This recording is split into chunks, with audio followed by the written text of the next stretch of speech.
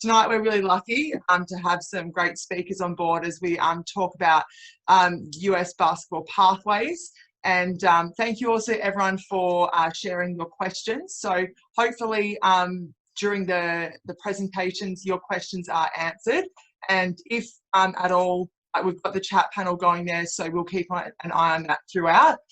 There will be plenty of time at the end for questions, and please by all means don't be shy in asking. So I will start off. I'll introduce our two speakers tonight. So we've got Darren Smith from Basketball Australia Pathways. Of course, Darren's an ex-NBL player himself.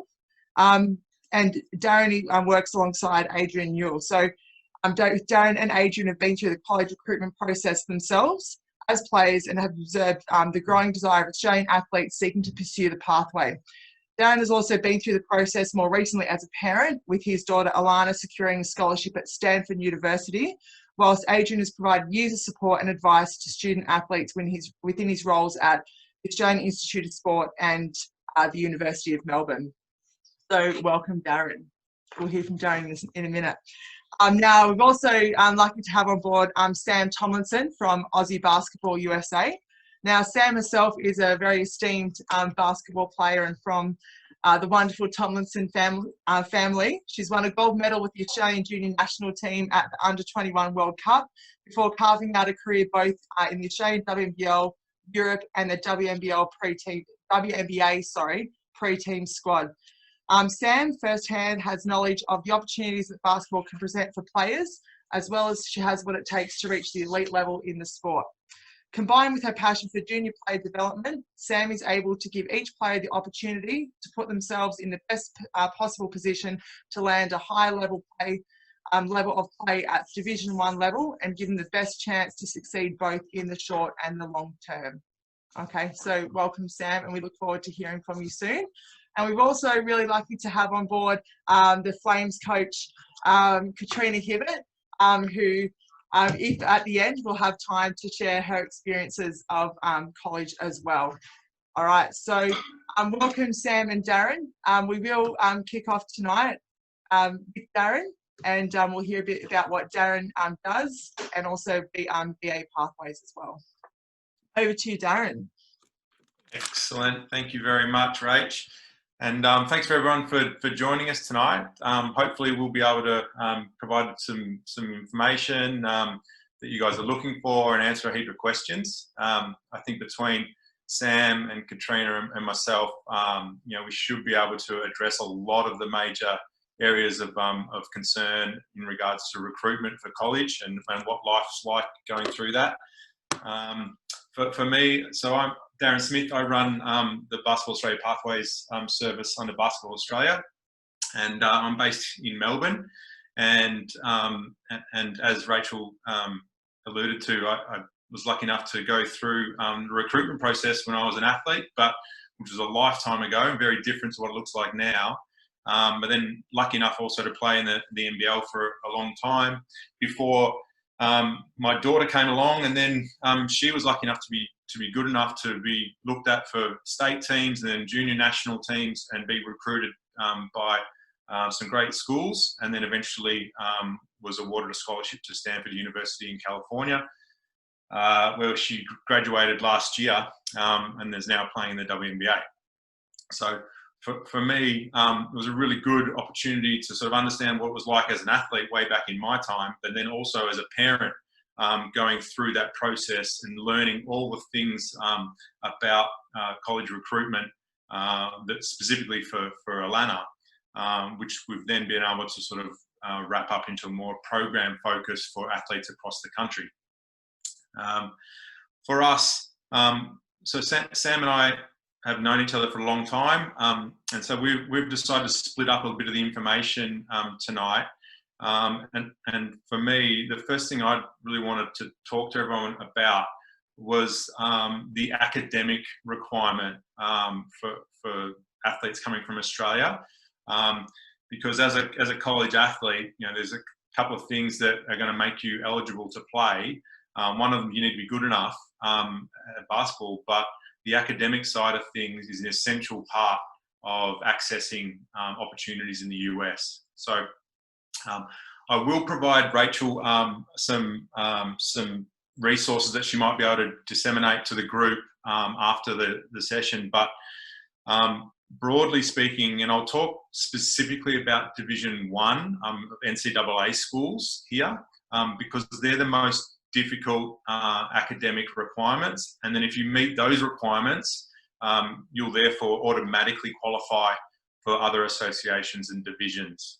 Okay, so typically speaking, the NCAA is going to require you to do a few different things academically. One of them is your subject selections from year 9 onwards through high school. You need to be aware that it's mandatory that you finish 16 core classes over those 4 years. It includes 4 years of English, which everyone pretty much completes, a minimum of 3 years of mathematics, minimum of 2 years of physical or natural science, another full year of either math, science, or another English class, 2 full years of approved social sciences, so things like history or geography typically qualify for those younger for year 9 and 10 and 11 and 12. But then there's also HSC subjects like psychology and economics that might be approved as a social science as well. And then on top of that, there's another 4 years of approved classes to make up your total of 16. And they can include any of those previous classes listed, but also extra classes like religious studies or foreign languages or philosophy. So the 16 core courses from year 9 onwards, really important to understand. If you don't achieve those 16 core courses, you may not be ruled eligible to play for NCAA Division 1 schools. So very important. The second element of academic requirements for the NCAA is a mandatory requirement to have a 2.3 grade point average. So in the States, grade point average is the way they scale your results. So in Australia, we might get A's and B's, C's and D's, or a percentage as a result for each class. But in the States, they use a grade point average scale. So basically that equates to an A equals a 4, a B equals 3, C equals 2, etc. So those 16 core courses, you need to average a 2.3 GPA, which is just under a C+ average. So that's the second requirement. The third requirement from the NCAA is every student athlete needs to complete either an SAT test or an ACT test. So most people in Australia sit the SAT test. We would recommend that people look at doing that sometime in year 11, and then you need to get a minimum score on that. And it's a sliding scale on the score result based on what your GPA might be, but typically speaking, anything above about a 980 should be okay. But there are schools, different colleges that certainly require higher results for the SAT test. So you might be looking at a minimum requirement of 1100 or a 1200 or higher for some specific schools. So that's kind of a broad-based understanding of what the SAT require, the NCAA require as far as the academics to be approved eligible. And remembering that's just Division 1. So Division 2 has its own requirements. Division 3 is independent. Other associations have their own requirements, but NCAA Division 1 is the most stringent. The second topic I really wanted to cover, which we had a lot of questions come through on, was in regards to the impact of COVID-19 on recruiting, and what US colleges are doing about COVID-19 and how that impacts Australian student athletes. So, so Sam and I were talking today. We both agree that that coaches are still recruiting regardless of the situation with COVID-19. There's still a very strong appetite to recruit basketball players, and still a strong appetite to recruit Australian players. So we're talking to coaches, you know, on a daily basis that are still looking for players. So, so the recruitment side has not really taken that much of a hit, but the realities of what COVID-19 means for Australian athletes is a little bit different. So for those athletes that have committed to schools and that are trying to get to school for the first time for the 2020 intake, they're finding it very difficult to get their student visas completed at the US consulates and embassies. Their bookings for those are typically being delayed or cancelled, and which means a delay of the students being able to get to their US college, which is unfortunate. And at this stage, no one's 100% sure of when that's going to be fixed and when all those students can get their visas. So that's a bit of a problem at the moment for the short term. The good thing that's happening though is that really across the states and in a lot of countries around the world, there's not many junior basketball competitions operating.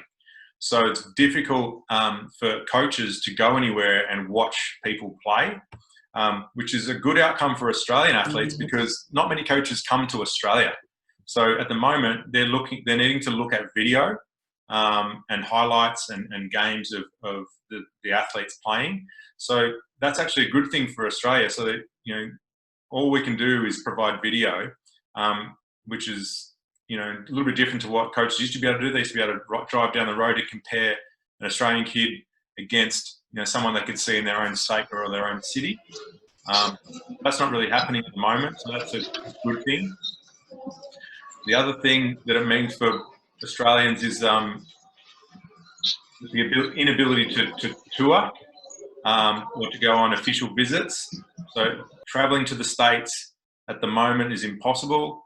So all those opportunities to play in different tournaments or go to tours and visit schools or have your official visits to schools if you're considering them, if you've had a scholarship offer, that is not happening at the moment. So we are seeing more athletes commit to schools a bit earlier than usual without going on visits. So that is something that we're seeing as well. Now that should highlight to everyone just the importance of having really good quality video, whether it's mixtapes, highlight clips, as well as full games. It's super important. It's such an important element in recruitment.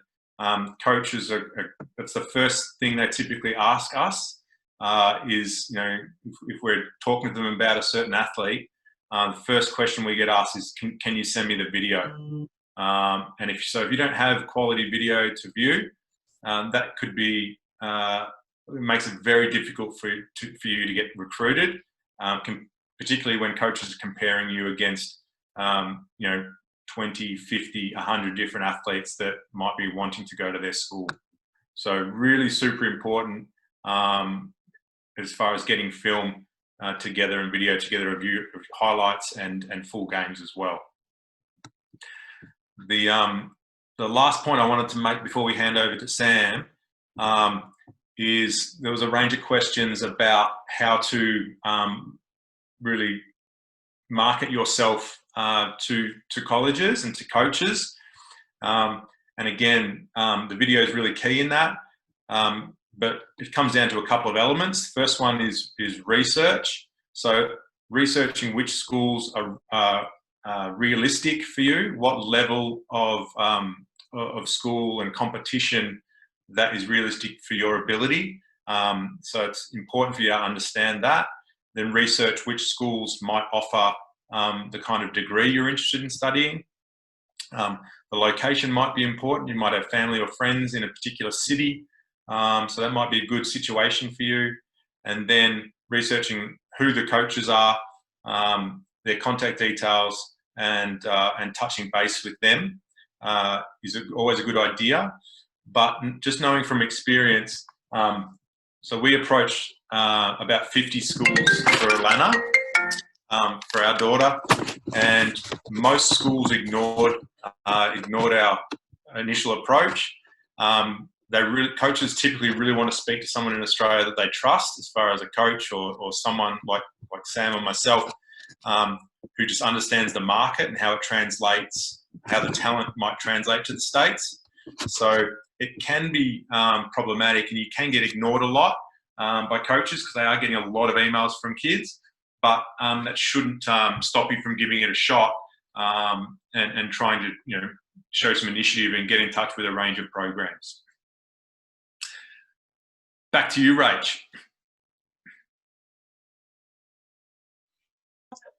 I did it. There's always one person that starts talking when they're on mute, and that was me. Excellent. Thanks so much for that, Darren. And for those of you that did submit some questions, I hope that has given you some insight. As Darren said at the start, there will be some information available after the session, as well as this recording. So I know Darren went into great detail at the start about the subjects, and there was a lot of questions that did come through about academics and subjects and what kind of subjects you need to study, etc. So thanks for that, Darren, and we will certainly share that around. Over to you, Sam. Guys, just remember that we have got that chat function there. If you do have any questions, please do send them through, or if you prefer to ask them offline, that's fine too. But we'll certainly have some time in a minute that if there is anything that you've thought of while either Darren or Sam is talking, please do either just drop it into the chat box and we'll get them to answer in a minute. But over to you, Sam. Well, guys, unlike Darren, I'm unable to talk about my child, such as the fabulous Alana, because he's only 7, but fingers crossed he's got size 7 shoes at the moment. Firstly, I'd like to say thank you for having me on this amazing panel for College Pathways. Basketball New South Wales representatives Katrina Hibbert and Rachel Herrick have done an amazing job in rocking and rolling this out for our young players of today at all the levels, and I'm very grateful. I don't want to talk too much or boost too much about my family because we haven't got a whole heap of time, but to put it in a small statement, I'd like to talk about the Tomlinson basketball family background as such. So I will give a little bit about it. Both my parents played for the Boomers and the Opals, and 3 of my siblings played, plus myself, at the WNBL level, and 3 of us played at the USA College Division 1 level. And 2 of us, Clarissa and myself, coached at the Division 1 level of the NCAA. Hence why I wanted to return back to Australia after 10 years in the US to pursue my dream of starting my own company to highlight our amazing youth women's talent in hopes of promoting the USA college pathway. And this is obviously with the free university degree it can offer. I wanted to be the go-to for the girls in Australia and cover the gap between our high school graduates and the professional level of the WNBL. With this being said, promoting the free education while enabling myself, enabling yourself to develop your game at the highest level in the world, this particular age group is where the gap needed to be filled. Secondly, I'd like to discuss the overall landscape of the different conferences and the options within the NCAA. And those 5 are the Division 1 level of the NCAA, the Division 2, the Division 3, and the NAIA level, and the junior college level. Obviously, the Division 1 level are full scholarships, and the Division 2 level, at that level, they're partial scholarships. Division 3, no scholarships are available. And at the NAIA, it's partial scholarships and a mixture of full and partial scholarships. Junior colleges, to go to the junior college, you can either be a qualifier or a non-qualifier. Now, the difference between the two is that if you're a qualifier, that means you've passed the SAT test, and also you've had the right core subjects, and you've done well at the high school level in regards to your grades. Therefore, you become a junior college qualifier. Now, a non-qualifier is when you haven't passed the SAT, and you haven't passed the SAT and you haven't got the right core classes, is generally the case why you have to go the junior college route. I'd like to talk now in regards to my company as a whole. I do have a no cost obligation for the parents of Australia, and my service is free. Now, unlike Daz, I only work with the female athletes, where he operates with the female and the boys of Australia. So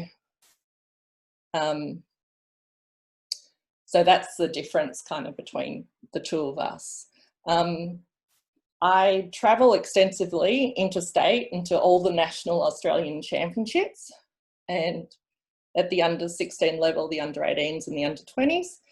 And I recruit and scout all the states and the club games and the major tournaments throughout Australia. Obviously, I can't see everybody. So once again, as Darren mentioned, highlights are very important. And lastly, I have a general, what I think a good eye for who can play at which levels of the NCAA. Having been a part of this college process for over 30 years. Wow, now I'm really showing my age. What a degree and scholarship is worth and the benefits of the college pathway is what I would like to talk about now. Again, I use the Division 1 as an example, and the benefits of the college pathway is the access to the facilities as such, and as well as that, developing the opportunities against the best players in the world. This is generally speaking, 18 to a 22-year-old is the stage of development, and this is important to be able to get significant development during this stage. The WNBL is becoming really competitive, and obviously there's only 8 teams in the league at the moment. And so for many people to get meaningful opportunities, this is a great avenue. Now, I'd like to talk about the transfer portal of the NCAA. This has only been available for a couple of years. It wasn't available when I was there, though we're talking about ancient times back then. I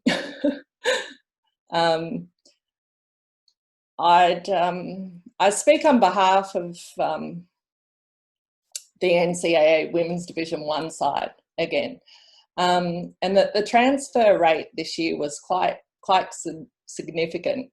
In saying that, we had a total of 19 girls, I believe, that went into the transfer portal.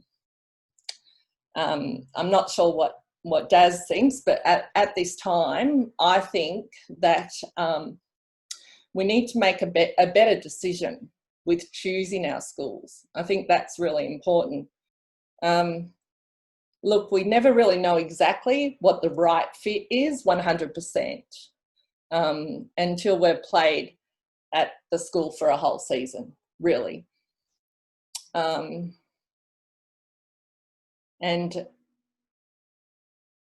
then obviously, yeah, that's all I wanted to say about the transfer portal. Now I'd like to mention one of the most important factors in all this, and Darren touched on it, and that is our highlights and how important it is to this college pathway as such. The highlights provide the colleges a quick, concise insight into the athlete's game. Now, obviously, when coaches contact me every now and again and say, okay, we've got the highlights, Sam, now can we have a full game? So this is quite important in regards to the highlights. Making sure it has, circles of the highlights, a circle within the highlights, as the athlete, the college coaches need to be able to see who we're looking at. Because sometimes if film's sent over to the colleges, they're like, okay, what number's the player, and you know, which one are we looking at here, Sam? So it's good to have that showing in your highlight film. Highlights need to be around 3 to 4 minutes in length. The coaches really don't have a whole lot of time. They're not going to look past the 3-minute stage, really, if possible, unless you're doing a full overview of the athlete's game to outline all the qualities within the athlete, him or herself. Highlights provide the athletes and parents a great memory of their rep or state career also, or at the national level. Self-done highlights are a parent's or athlete's view on what they think is great. Having a service with my friend Coach Foss is a very good idea, I believe, because he's a coach himself up in Queensland, and he often has the best qualities, and he captures all that within his film. So the importance of ensuring the footage is of great or reasonable quality, and that is to not be floor level as a parent. If you could somehow go 3 levels up in the seating area, or be on a tripod or something, so your view is looking downwards onto the court. Titles can provide important details too of the athlete, including stats and etc. In closing, I'd like to just say, with the sacrifice that our parents have made in junior basketball, with time and money spent, I believe we need to find ways to try and give back, and this is a way to give back to our parents. And what better way to be able to do that with a free university education for the kids? And not a cost to have these, or put these talented kids on their way to the US pathway, the US college pathways. And lastly, I'd like to mention, I have a new thing that's come onto my company in the last couple of days that I'm really excited about. And that is the new app that everyone can download for free from the Apple Store. This is available to the parents and the coaches and the players for convenience, and not to mention that probably like Darren also, we're able to be followed and messaged on Twitter, Instagram and Facebook. Just quickly, thank you so much for Katrina and Rach for including me in this awesome panel of 4. And we're hoping that we've covered all your questions and answers so far. Definitely. Thanks so much, Sam. Thank you. I'll definitely share at the end both Sam and Darren's contact details, of course, if you don't mind. We can share them out. So thanks, Darren, for just dropping some answers into the questions there, if you want to have a look. So we've just, we've had some questions coming. How many Australians get Div 1 scholarships every year? And there are approximately 100 Australians in Div 1 colleges each year over the past 2 years, both men and women. Now, I do just have a question perhaps for you both. Maybe I'll start with you, Darren. Sam, I guess you spoke about fit there. How, maybe Darren, how do you, if you're only going for a tour, how do you, what sort of things can you look for to ensure that you found your fit? Or what sort of things, what kind of indicators can you look for to know that, to feel that it's the right for you? Yeah, it's a really good question. I know Sam sort of mentioned how important it is because, ultimately, as an athlete, you're going to be living there for 4 years, and those, you're going to be living with those teammates and coaches and seeing them every day. So it's really important that you get that that fit right. Otherwise, it can be a pretty lonely place if it's, if you don't get along with people, or you're not playing much, or you can't stand snow and you didn't know you were going to North Dakota. So there's a range of things, that you can research before you commit anywhere. And you should be spending time talking to your coaches, developing a relationship with them, understanding the kind of people they are. Talk to your teammates or potential teammates, particularly if there's been any Aussies there in the past. I would always try to look them up, do some research, look them up and hit them up on Facebook and see if you can have a conversation about the reality of life being on that campus and in that program. I think is always a really good idea. Weather, things like weather and location. So if you're someone growing up in Sydney, you might want to make sure that you're still in a big city. You may not fare very well being in a really small country town somewhere. So if you're a surf, if you love going to the surf every weekend, being in the Midwest is probably going to do your head in. So just those some obvious things you should think about. But I think the big ones are the relationship and the culture of the university and the basketball program that you're going into. So that's really going to come across from the coaching staff that you can talk to as much as you can, and your potential teammates or people that have graduated through the program already. No, excellent. No, thanks so much for that. Now, just some questions regarding subjects, and we did touch on this just at the start. Now, does accounting and legal studies, do they count as a social science? Is that a one-word answer, or is that... No, accounting doesn't. It doesn't count as a social science. Legal studies does, but only for those year 11 and 12 options of legal studies. Okay. Now, George has asked, is it helpful to be at a high school that is a dedicated basketball program from year 7 onwards? Go for it, Sam. Maybe Sam, you go. Oh, thanks, just handball. Yeah, share the love, share the love. Can you repeat that one more time, Rach? Is it helpful to be at a high school that has a dedicated basketball program from year 7 onwards? I believe it does, especially, I'm talking as far as Victoria.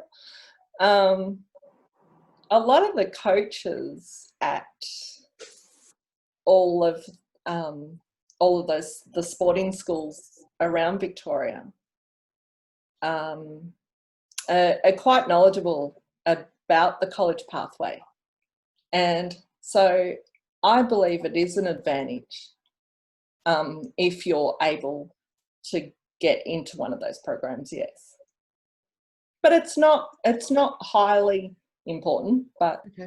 It does help. No, excellent. Okay, no, thanks for that. Darren, do you share the same sort of sentiment, or is it more what you also do outside of basketball or outside of school as well?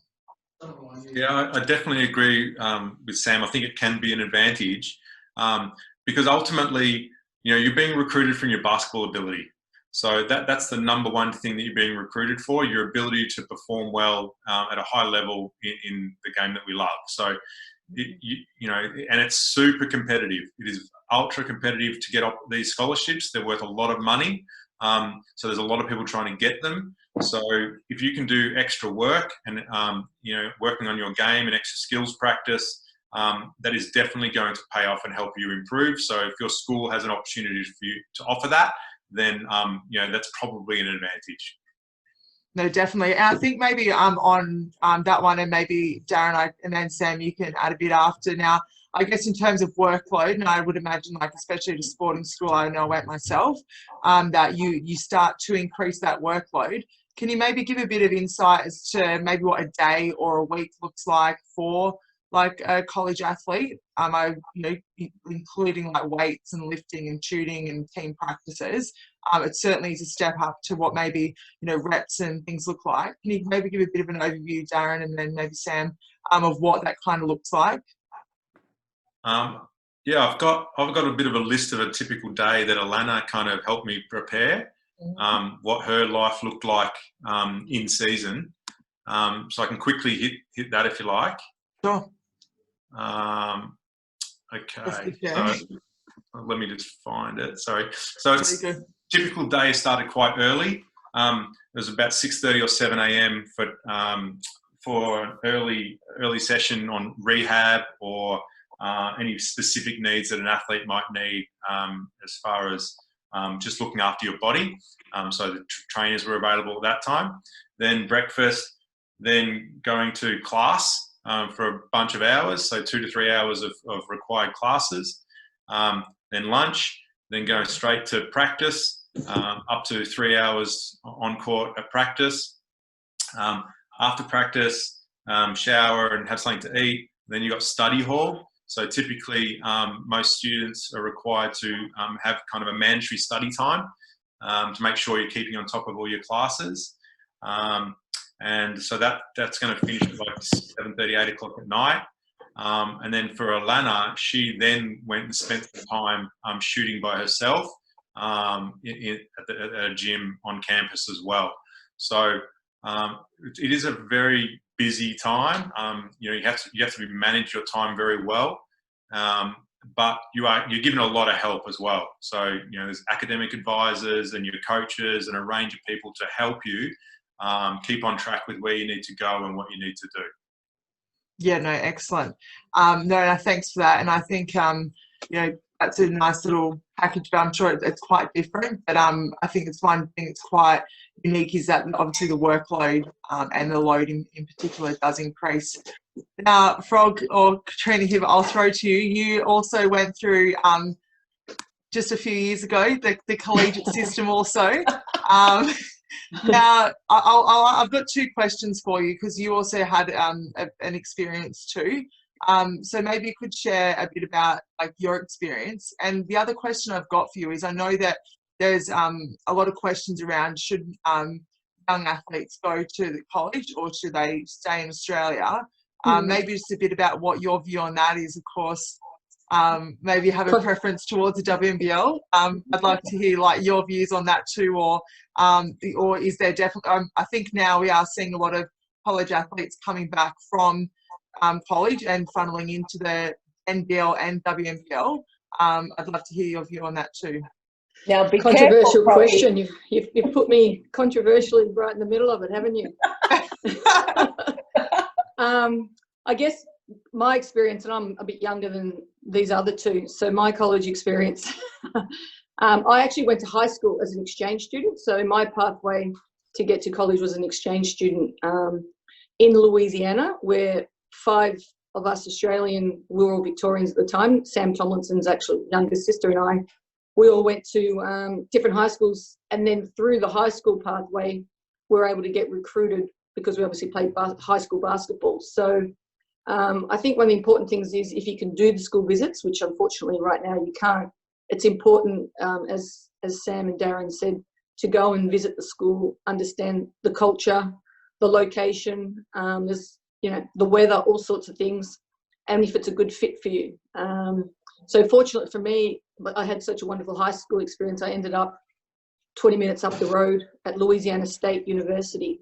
So by doing the high school route, for me, it allowed me to have people and friends that I could stay with at Thanksgiving and Christmas. So I had a network of places where I could, or a community where I could go during, during holidays. So it was important, I think, for me to have that, because it just, during holiday periods, it's nice to have people that you can go with, or, homes that you can go to, and you have that experience with cooked meals and things like that. So that was important as well. I have to say, your freshman year is probably your toughest year. It's not easy. Wherever you go, I don't think it's easy. And sometimes I think this transfer portal is an easy out, because it does get easier as you go through. You learn, how to manage your schedule, whether, your diet, your training, your weights, your travel, your school.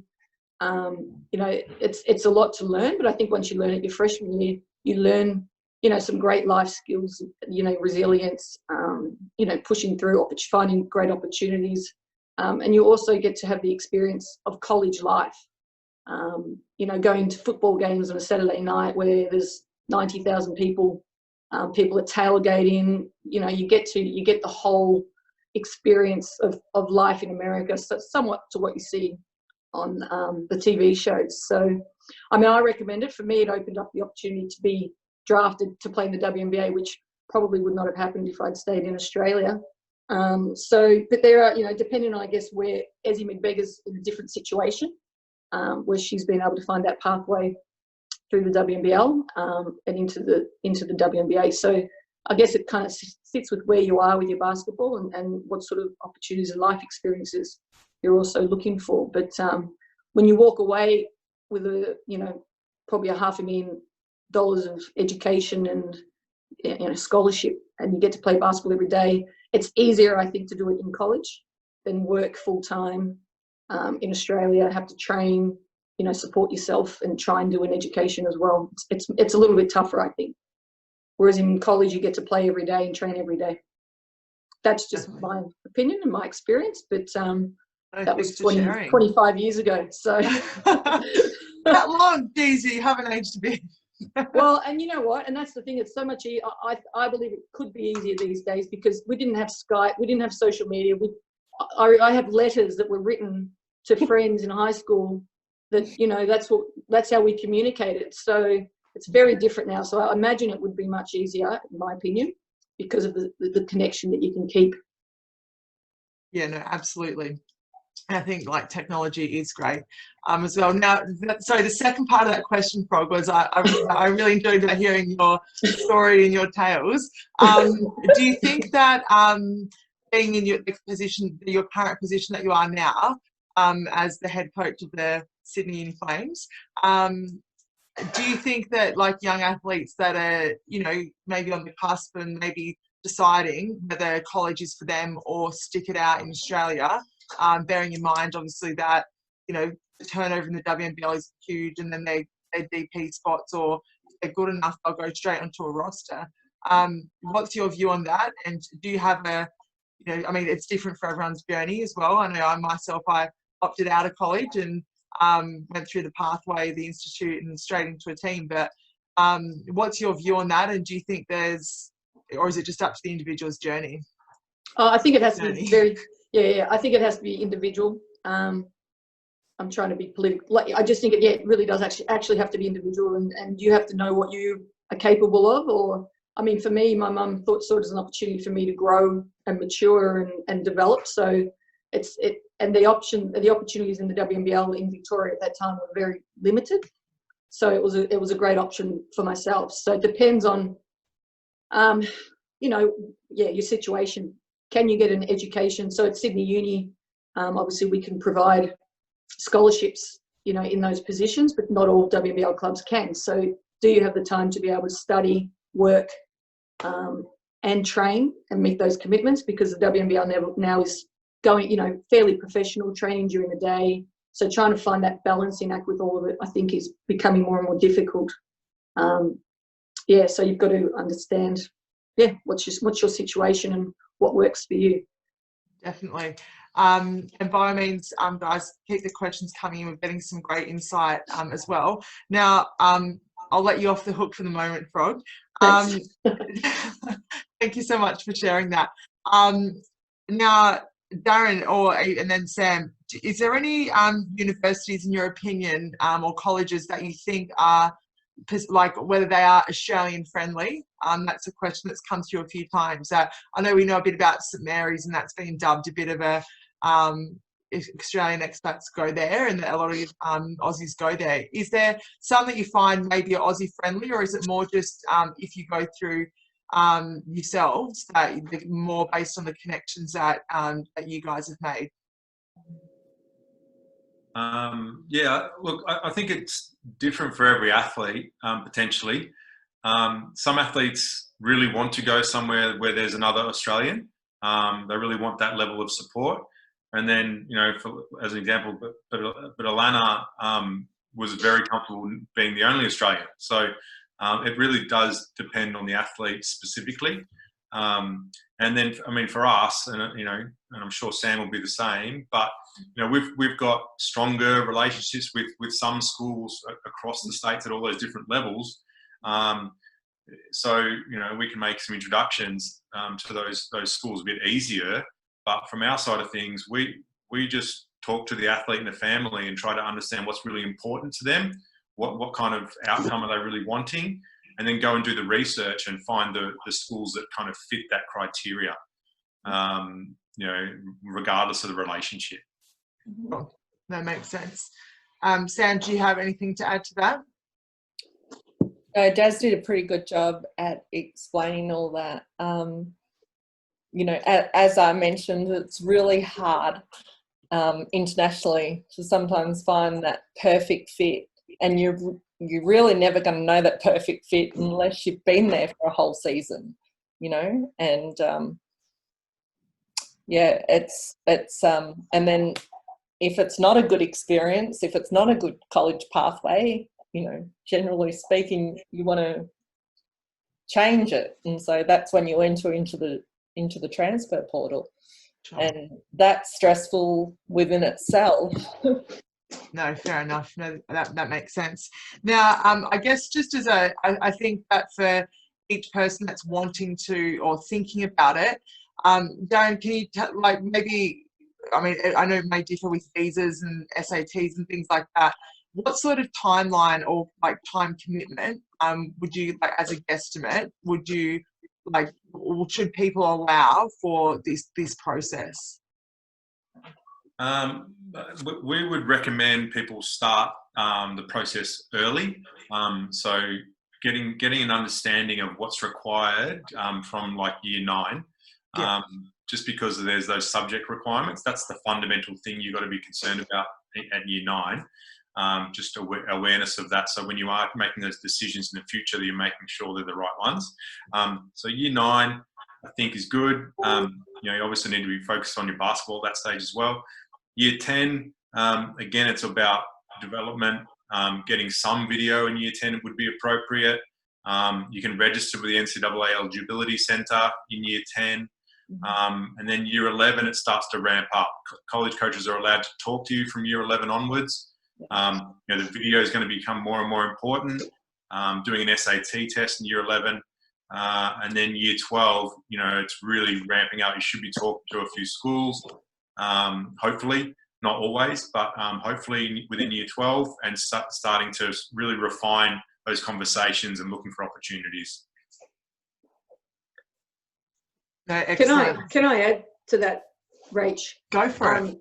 From the basketball side of things as well, I think one of the things, wherever you go around the world for basketball, wherever you play, whether it's Europe, America, Australia, Australians are noted for their fundamental skills. And I think, you know, particularly at an early age, and I noticed that when I first went over there many years ago, was we're more advanced at that stage than a lot of the American system. That might have changed a little bit. You know, our game sense and knowledge of the game, and also coachability. And I think those are important things. So being mindful, you know, those are skills in themselves that, you know, you need to make sure you're on top of, because coaches are looking for that. They look for that in, you know, when in video presentation or whether they're in person, you know, all those little things. Those are the types of things that they're looking for and they're looking at. And I think that's one of the credits to Australian athletes, is they know we're great teammates. They know we're coachable. They know we're skilled athletes. So those are important things to make sure you're mindful of while preparing yourself to go over to college. Yeah, no, absolutely. Thanks for that, Frog. And I guess just in the last question before we do start to wrap up now, as far as like people like reaching out, or parents reaching out, or athletes reaching out, is there any sort of like guideline or format that you can recommend, or would you recommend, I mean, obviously you have probably a partial to yourselves or going through people like yourselves, would you say that people have like a better chance of maybe finding their right fit, or is there any guidance that you can provide if they were to do it just sending an email, or would you recommend pathways like yourself, Darren? Obviously you'd be partial to yourself, but some of the questions that came through is about formatting emails and how they start approaching colleges. Is that still a preferred method, or do you think it's kind of shifting that colleges now work through people like yourself and Sam? No, I think we did it ourselves as a family for Alana, so it can be done. I just know for us the format is important. The language is important. It's, talking to US coaches, not Australian people, so understanding what they're going to be looking for. I think the key thing is really understanding what level you would be appropriate for, as far as your skills and where that translates to as talent. So if I'm an average guy playing on a rep team in Sydney and thinking that I'm going to get a scholarship at Duke University, it's highly unlikely. So you're probably better off getting some advice on who is realistically going to offer you a scholarship, and spending your time wisely on approaching those coaches. There's not many people get to play in a top 10 school. If you're not on an Australian team or really a star in your state, it's going to be very difficult to achieve that. But there are over 3,000 schools at all those different levels that Sam described that might be highly appropriate for you and can offer you a scholarship. So I think that's the key thing, is understanding your talent level and where that translates. And then the time it takes is the other thing. We spent about 150 hours spending through the process for Alana as a family. And so if you've got the time and the expertise and you're confident, you can do it. If you want to cut to the chase and save some of that time and learning, then you talk to people like us and Sam, who really can help speed up that process. Definitely. Yeah, thanks for that, Dan. I will just, I've just got a question from Paz here. Do you lose a year of college eligibility by doing a post-grad year at a prep school? Go ahead, Daz. Knock it out. Preps, it depends on, if you're doing post-grad, then no, you won't lose a year of eligibility, because if you finish school here in December, you've got until the following August or September before you're expected to be on campus. So you technically could go and fill in, some of those 8 months at a prep school, which some student athletes choose to do, and it can be a good option for those that, particularly if you're a late developer and haven't had success at a younger age in Australia. It might be an option to improve your presence in front of coaches. Okay, no, excellent. Okay, so what I'll do is I'm just mindful of time and that it's midweek and that we're approaching the end of it. Now, I will just share my screen just quickly. That I'll send out those that have obviously registered. I've got your email addresses, but I will just pop up on their screen both Sam and Darren's email addresses here. If you do just want to make note, these guys are probably quite busy after this, but just in conclusion, I do want to thank you both, and thank you everyone for coming online tonight. I think that in this time currently, COVID, it creates a bit of uncertainty, but I hope that you've all certainly got some information that you were after. By all means, if you do have any other questions that might come to mind, my contact details are there as well, and I'll be happy to point you in the right direction. But I hope that tonight has certainly been of use. and you've got some of your questions answered. So thank you all for joining us. Thank you, Darren, for your time. Thank you, Sam. Thank you, Frog, for also sharing your experiences also.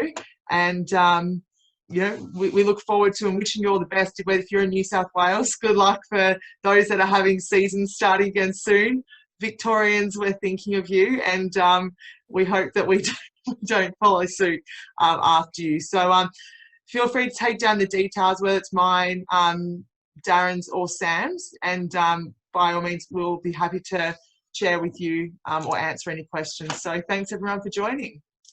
Thanks for having me. Also, so this recording we made available. So I know at the start, again, we went through a lot of the subject stuff. So by all means, we'll share that with you if you missed any of that bit as well.